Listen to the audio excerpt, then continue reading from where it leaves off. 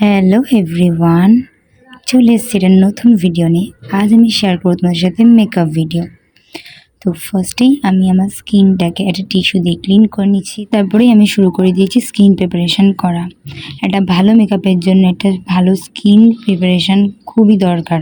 তার জন্য আমি ফার্স্ট ইউজ করে নিয়েছি টোনার, তারপরে সিরাম, তারপরে একটা হাইড্রেটিং ময়েশ্চারাইজার।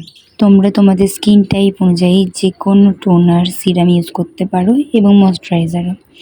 দেন সবার ফার্স্ট আমি একটা প্রাইমার লাগিয়ে নিচ্ছি। প্রাইমারটা ইউজ করা খুবই দরকার যদি তোমরা একটা ভালো মেকআপ চাও। তারপর ইউজ করবো ফাউন্ডেশন। ফাউন্ডেশনটা সবসময় নিজের স্কিন টোন অনুযায়ী ইউজ করার চেষ্টা করবে। যদি অন্য স্কিন টোনের করো তাহলে একদম ন্যাচারাল লাগবে না এবং ভালো লাগবে না। সবসময় ফাউন্ডেশন নিজের স্কিন টোন অনুযায়ী চুজ করবা। দেন ইউজ করব কনসিলার। কনসিলার হচ্ছে আমাদের হাইলাইটিং যে পার্টগুলো সেই জায়গাগুলোতেই দেব। Next compact. একটা ভালো কম্প্যাক্ট ইউজ করা খুবই দরকার, সবসময় কম্প্যাক্টটা ভালো চুজ করবে। তারপর আইব্রো, দেন আমরা একটু সেটিং স্প্রে ইউজ করে নেব। তারপর আমরা চলে যাব আই মেকআপে। আমি একটা সিম্পল আই মেকআপ করছি, জাস্ট ব্রাউন আর একটা শিমার আইশ্যাডো দিয়ে।